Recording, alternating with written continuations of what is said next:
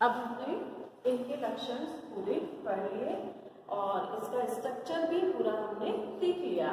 अब हम इसके बाद पढ़ेंगे लोकोमोशन। लोकोमोशन यानी हिंदी में कहते हैं इसको प्रजनन।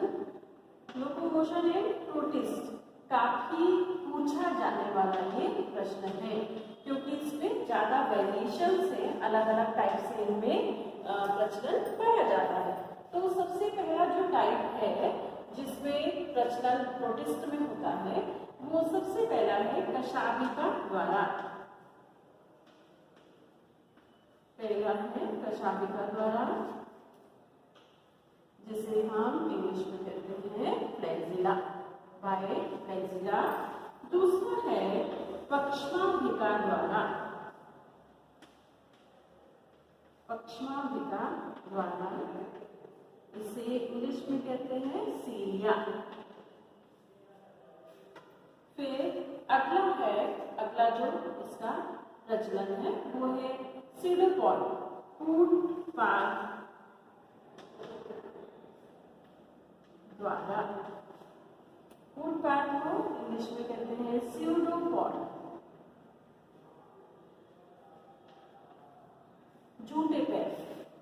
फिर अगला है परिसर्पण। इसके लिए कोई इसमें इस विशेष अंग नहीं होते। परिसर्पण द्वारा यानी सरक सर्प जैसे रेंग रेंग कर चलना। और अगला है नोदक विधि। नोदक विधि में जैसे रॉकेट होता है, रॉकेट पीछे की तरफ ईंधन छोड़ता है और खुद आगे की ओर बढ़ता है, उस विधि से उसमें होता है। तो सबसे पहले हम पढ़ेंगे किसके द्वारा? कशाभिका द्वारा। पहला लोकोमोशन कशाभिका द्वारा।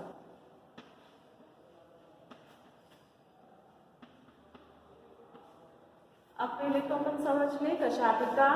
ये अभी मैंने बताया था इसके स्ट्रक्चर में कि ये 9+2 व्यवस्था वाली होती है। इसका बेस कोशिका द्रव के अंदर धसा होता है। तो इसमें होता क्या है, पहले तो अपन देखिए किसमें होता है। तो जितने भी यूग्लिनॉइड्स हैं उनमें कशाभिका द्वारा प्रचलन पाया जाता है। ये यूग्लिनॉइड्स का एक उदाहरण है यूग्लिना।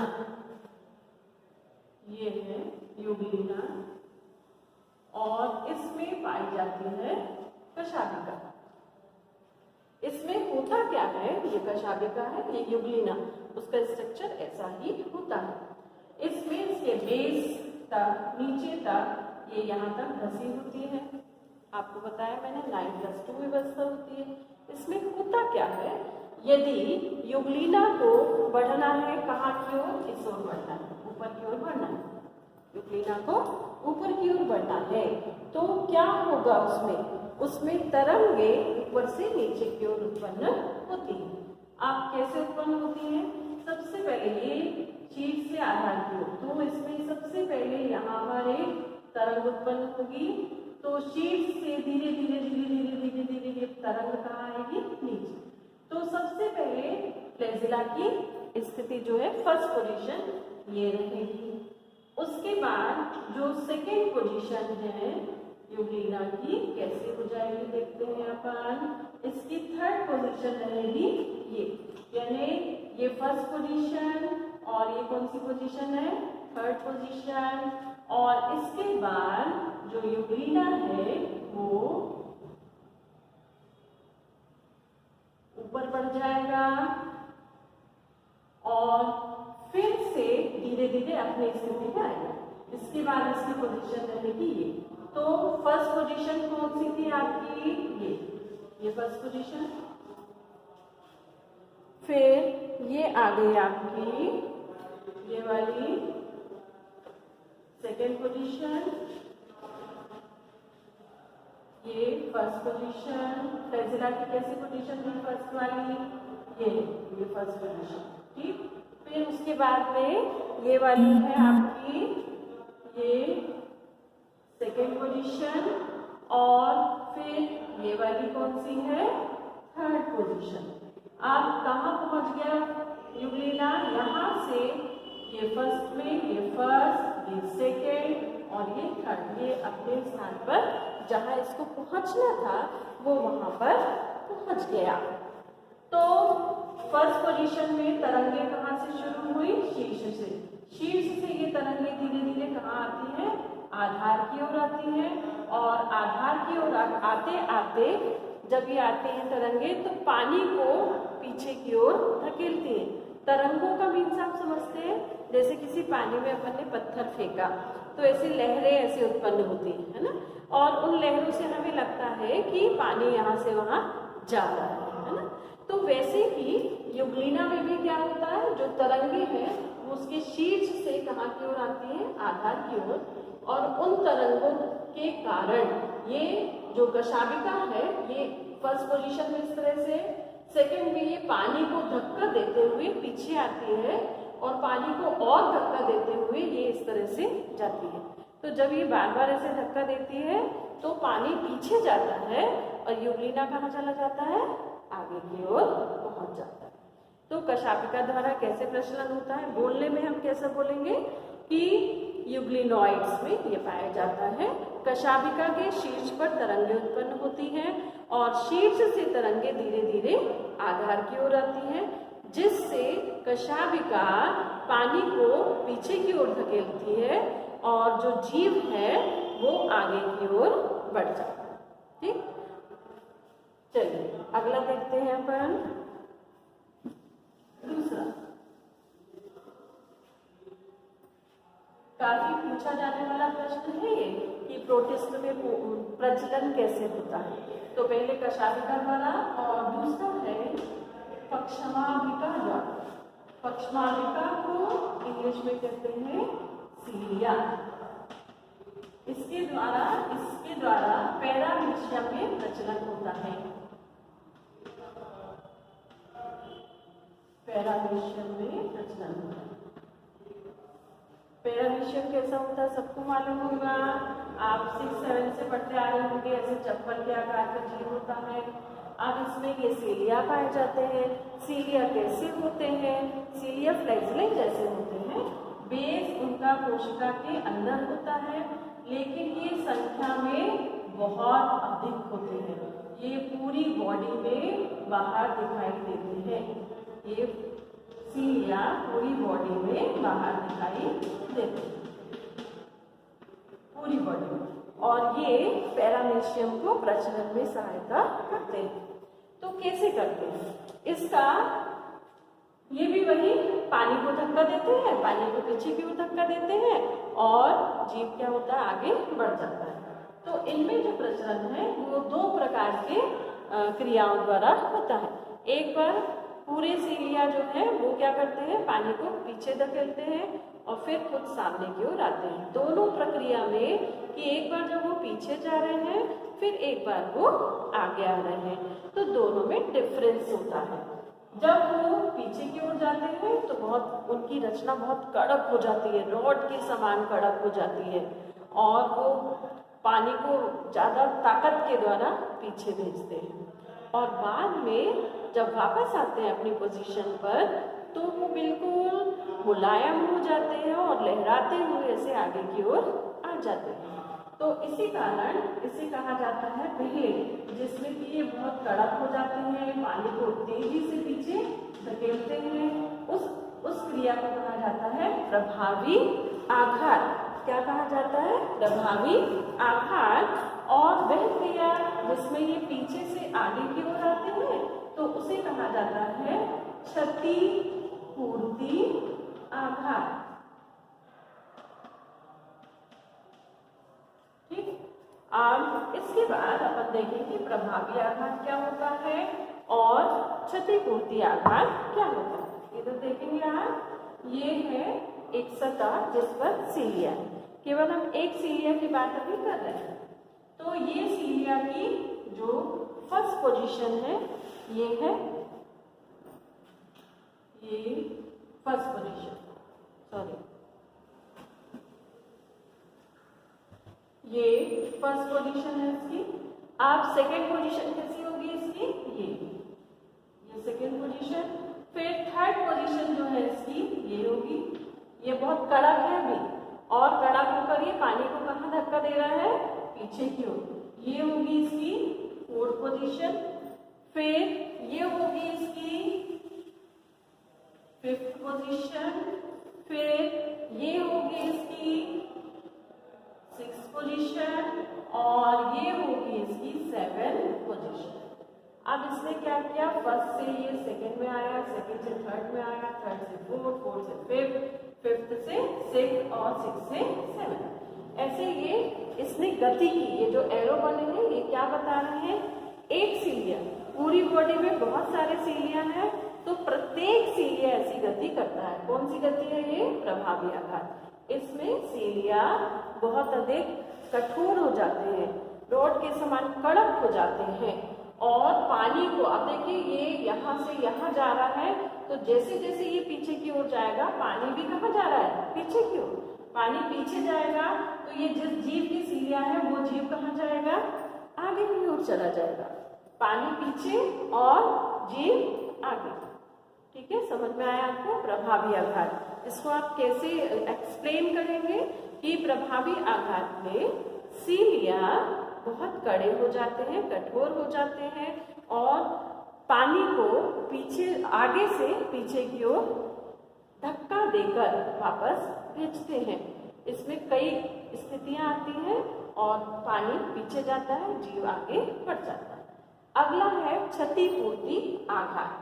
क्षतिपूर्ति आघात का मतलब है अब क्या होगा कि ये फर्स्ट से कहाँ आ गया, सेवेंथ पोजीशन में, तो अब ये सेवेंथ से फर्स्ट पोजीशन में वापस जाएगा। इस आघात द्वारा, क्षतिपूर्ति आघात द्वारा। ये है, हम देख रहे हैं कौन सा आघात, क्षतिपूर्ति आघात। तो इसमें क्या डिफरेंस क्या, इसमें बहुत कड़क हो जाता है लेकिन क्षतिपूर्ति आघात में ये बिल्कुल मुलायम हो जाता है, यानी उसको ऊर्जा की आवश्यकता नहीं होती और आराम से अपने पोजीशन पर आ जाता है।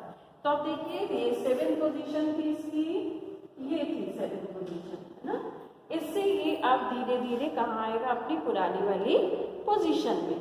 तो ये क्या करता है, ये अपनी पुरानी पोजीशन में आने के लिए फिर से वापस 8वीं, फिर ये 9वीं, फिर 10वीं, फिर 11वीं, फिर 12वीं और फिर 13वीं। इस तरह ये पुनः अपने जहाँ पर ये था वहाँ पर ये आ जाता है।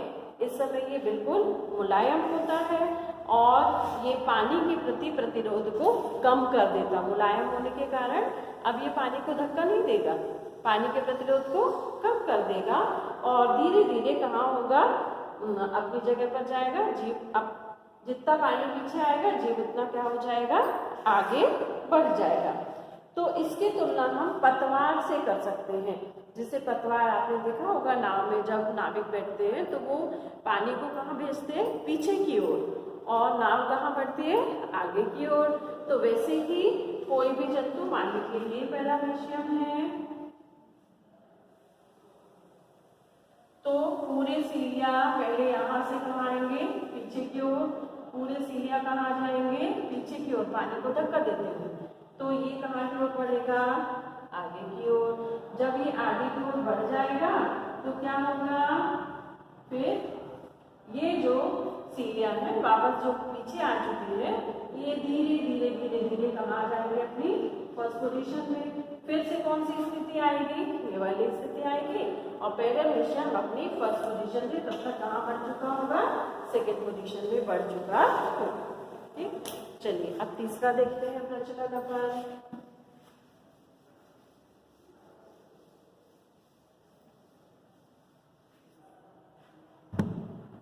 तीसरे प्रकार का प्रचलन है इसमें कूटपाद द्वारा।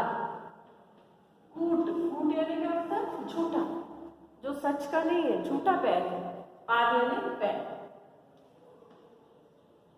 स्यूडोपॉड, स्यूडोपॉड। ये जो स्यूडोपॉड है, ये स्यूडोपॉड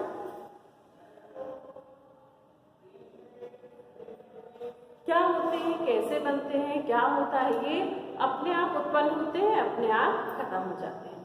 तो इसकी हाइमन नामक वैज्ञानिक ने एक सिद्धांत दिया था जिसे कहा जाता है सॉल जेल सिद्धांत।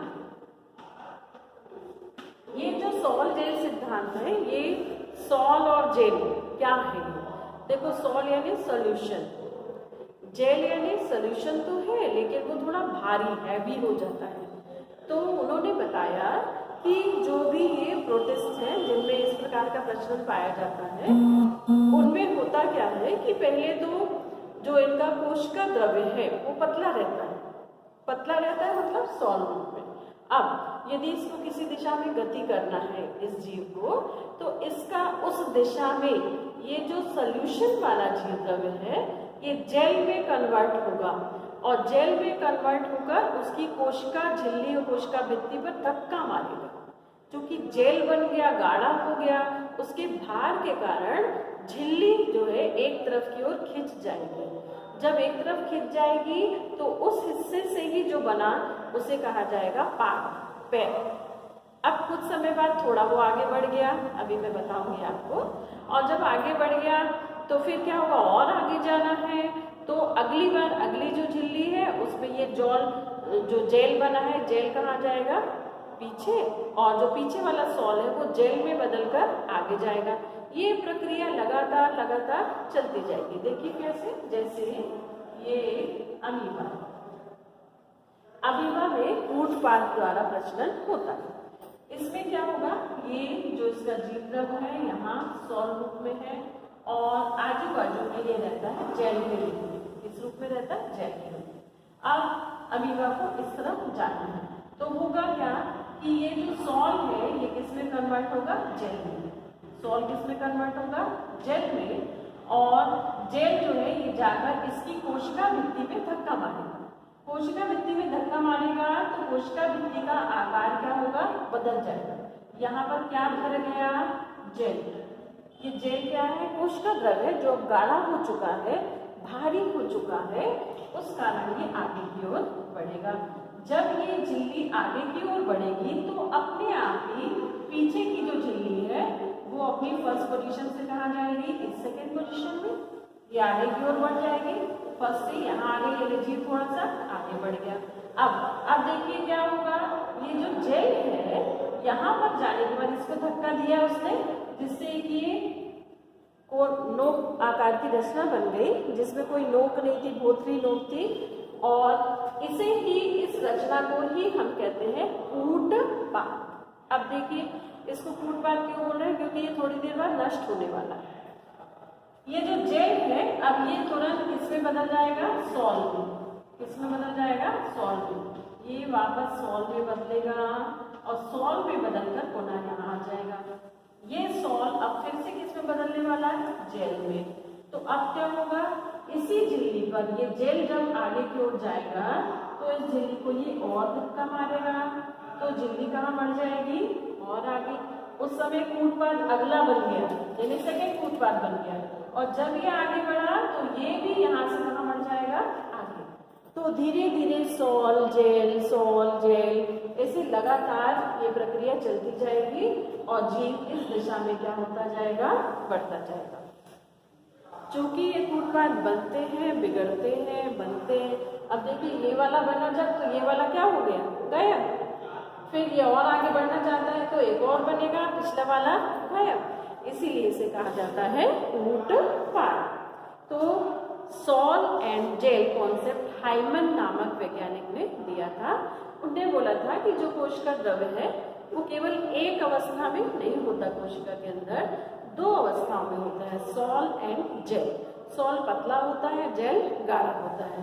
जिस दिशा में कूटपाद बनाना हो उस तरफ जेल उसी दिशा में बहता है, कोशिका भित्ति पर दबाव डालता है, जिससे वो स्थान थोड़ा सा बुथरा होकर नुकीला हो जाता है, जिसे कहा जाता है कूटपाद। ठीक, आगे बढ़ते हैं अब अपन अगला प्रचलन। अगला प्रचलन है परिसर्पण द्वारा। चौथा, परिसर्पण द्वारा। परिसर्पण, देखिए इसमें एक शब्द आया है सर्पण, सर्पण का मीनिंग होता है कि रेंगना, रिगलिंग। जैसे सांप, सांप कैसे चलता है? सांप रेंग कर चलता है, टच में, जमीन के टच में रहकर चलता है। तो उसी तरह ये वाणिज्य कोई सतह है, तो कोई प्रोटिस्ट है, ये इसी में लगातार इस तरह से, ये फर्स्ट पोजीशन, सेकेंड पोजीशन, इसी में लुढ़कता हुआ सा धीरे धीरे आगे बढ़ता जाएगा। ये इस सतह को ये छोड़ेगा नहीं और इसी में ही इसकी झिल्ली जो है धीरे धीरे धीरे धीरे रेंगते हुए आगे की ओर बढ़ती जाएगी। तो इस विधि को कहा जाता है परिसर्पण विधि। जो अगली विधि है, फिफ्थ विधि, ये है नोदक, श्लेष्म नोदन द्वारा। श्लेष्म नोदन द्वारा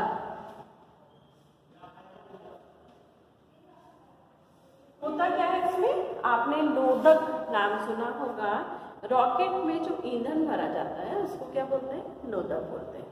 उसमें होता क्या है, आपने रॉकेट, जब किसी भी रॉकेट को छोड़ते हैं तो आपने देखा उसमें पीछे से बहुत तेजी से आग और धुआं निकलता है, और रॉकेट जितनी तेजी से पीछे से आग और धुआं निकलेगा, रॉकेट उतनी तेजी से आगे की ओर जाता है। तो इसमें भी सेम पोजीशन है कि ये जंतु कोई कुछ प्रोटिस्ट, उनको यदि इस दिशा में बढ़ना है तो पीछे की ओर वो तेजी से श्लेष्म फेंकते हैं। जब श्लेष्म फेंकते हैं, श्लेष्म का मतलब होता है चिकना पदार्थ, ये अपने अंदर से कोशिका झिल्ली द्वारा श्लेष्म तेजी से पीछे की ओर, और जितनी तेजी से ये श्लेष्म पीछे की ओर फेंकते हैं उतनी ही तेजी से ये कहाँ बढ़ जाते हैं? आगे की ओर बढ़ जाते हैं। तो श्लेष्म पीछे की ओर और जंतु कोशिका आगे की ओर। ठीक, ये अपन ने पढ़ लिया प्रोटिस्ट में प्रचलन, जिसमें सबसे इम्पोर्टेंट है कशाभिका द्वारा और पक्ष्माभिका द्वारा। ये ज्यादातर पूछे जाने वाले प्रश्न है, तो वीडियो देखते समय आप इस पर ज्यादा ध्यान देंगे। अब अपन आगे बढ़ते हैं अगले कैरेक्टर के लिए। अगला जो हमें पढ़ना है वो है इसमें न्यूट्रिशन। किसमें न्यूट्रिशन? प्रोटिस्ट में न्यूट्रिशन। Nutrition in protist.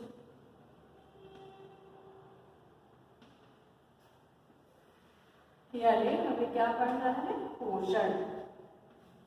इसमें विभिन्न प्रकार की पोषण विधियां पाई जाती हैं, और ये जो पोषण विधियां हैं ये जंतु संभोजी भी हैं, पादप संभोजी भी हैं, ये मृतोपजीवी भी हैं, ये मिश्र पोषी भी हैं, और ये परजीवी भी। तो सभी प्रकार के इनमें पोषण पाए जाते हैं।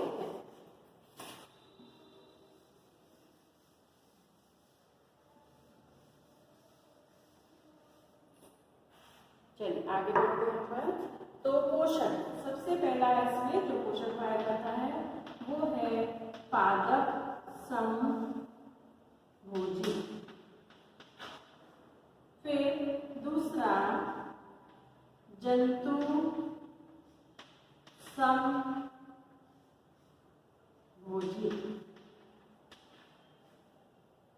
फिर इसको हम पादप संभोजी को हम क्या बोल सकते हैं? स्वपोषी, यानी जो अपना भोजन खुद बनाते हैं। जंतु संभोजी जो दूसरों को निगल जाते हैं। तीसरा ये जंतु संभोजी, फिर परजीवी दूसरों के शरीर पर रहकर भोजन प्राप्त करते हैं। चौथा मृतोपजीवी, मृत शरीरों पर रहते हैं और उनका रक्षण करते हैं। और पांचवा है मिश्र पोषी। मिश्र पोषी यानी वो अलग अलग प्रकार से अपना भोजन ग्रहण करते हैं। तो सबसे पहले हम देखते हैं किसके बारे में? पादप संभोजी के बारे में। कुछ प्रोटिस्ट ऐसे हैं जो पूरे जीवन भर प्रकाश संश्लेषण द्वारा अपना भोजन बनाते हैं। जैसे डायनोफ्लैजिलेट्स, जितने भी डायनोफ्लैजिलेट्स हैं, डाइटम्स हैं, ये अपना भोजन खुद बनाते हैं प्रकाश संश्लेषण द्वारा। उसकी विधियां अलग अलग हो सकती हैं। इनके जो प्रकाश संश्लेषण कराने वाले पदार्थ हैं वो अलग अलग हो सकते हैं, लेकिन इनमें पौधों के समान पोषण पाया जाता है।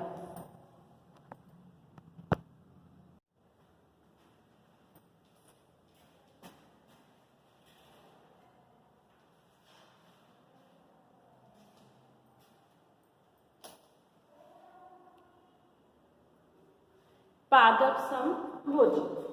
पादप समभोजी प्रकाश संश्लेषण स्वयं करते हैं। ज़ूफ्लैजिलेट्स इनका एक टाइप है, ज़ूफ्लैजिलेट्स, डायनोफ्लैजिलेट्स,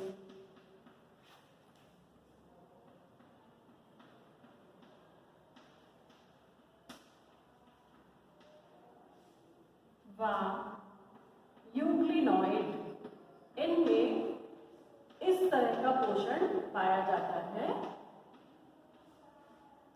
कैसा? पादप समभोजी, यानी कि स्वभोजी होते, प्रकाश संश्लेषण करते हैं, अपना भोजन ये खुद बनाते हैं।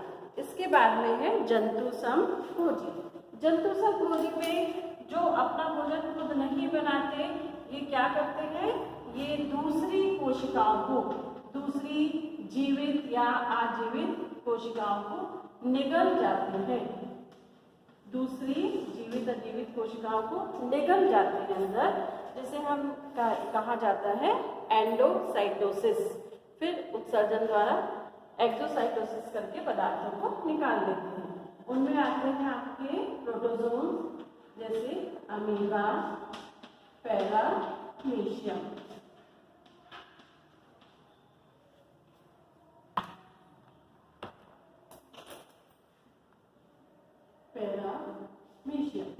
ये इनमें जंतु समभोजी पोषण पाया जाता है। फिर तीसरा अगला जो है वो है परजीवी। तो जैसे प्लाज्मोडियम,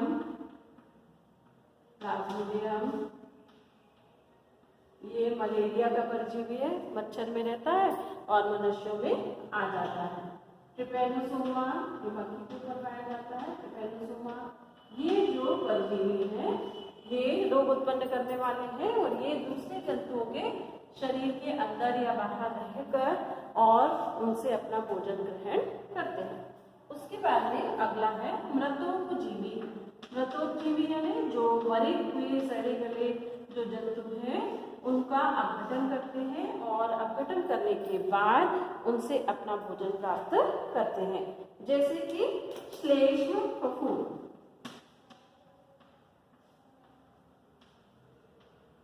ये अलग प्रकार की फफूंद है। एक फफूंद वो होती है जो आपको दिखाई देती है, सफेद, काले, हरे, ऐसे धागों के रूप में, लाल धागों के रूप में। लेकिन ये वाली फफूंद हमको दिखाई नहीं देती, इसका कोई शेप निश्चित नहीं होता। ये जेली के समान होती है, चिकनी होती है, इसीलिए इसका नाम है श्लेष्म फफूंद। और इनमें जो पोषण है मृतोपजीवी रूप से पाया जाता है। ये सड़े गले पदार्थों, चमड़े, लकड़ी, भोज्य पदार्थ, उन पर ये उत्पन्न होते हैं, उनसे अपना पोषण प्राप्त करते हैं। कैसे करते हैं? ये अपने शरीर से एक एंजाइम छोड़ते हैं और वो एंजाइम जाकर उस मरे हुए पदार्थ को के अंदर जो पदार्थ है उनको तोड़ देता है। जब तोड़ता है तो उनमें से जो रस निकलता है, जो उनके एंजाइम और जो पदार्थ उसमें से निकलते हैं, उनको ये अवशोषित करके अपनी वृद्धि करते हैं। फिर पांचवा प्रकार है मिश्रकोशी। ये बहुत इंटरेस्टिंग है, मिश्रकोशी। एक कोशिका है वो भी मिश्रकोशी। इस प्रकार का पोषण पाया जाता है यूग्लिना में। अब ये मिश्र पोषण है क्या? मिश्र पोषण है पादप समभोजी और जंतु समभोजी का मिश्रण। तो यूग्लिना एक कोशिकीय जीव है, ऐसा एक कोशिकीय प्रोटिस्ट है जिसमें कि पौधों के समान अपना भोजन बनाने की भी क्षमता है और जंतुओं के समान अन्य भोजन को निगल कर पचाने की भी क्षमता है। ऐसे बहुत कम कोशिकाओं में पाया जाता है, जिसमें से एक कौन सी है? यूग्लिना। इसमें मिश्र पोषण पाया जाता है। ये ऑब्जेक्टिव में पूछा जाने वाला प्रश्न है कि ऐसी कौन सी एक कोशिका है जो मिश्र पोषण प्रदर्शित करती है या पौधों और जंतुओं के बीच एक कड़ी बनाती है। तो वो कौन सा है? यूग्लिना। ये पौधों के समान अपना भोजन बना भी सकता है और जंतुओं के समान भोजन को निगल कर उसका पाचन भी कर सकता है। तो ये था प्रोटिस्ट में पोषण जो अपन ने कंप्लीट कर लिया। ठीक है, तो यहाँ हमने ये टॉपिक क्या हो गए हमारे कंप्लीट हो गए और अब हम आए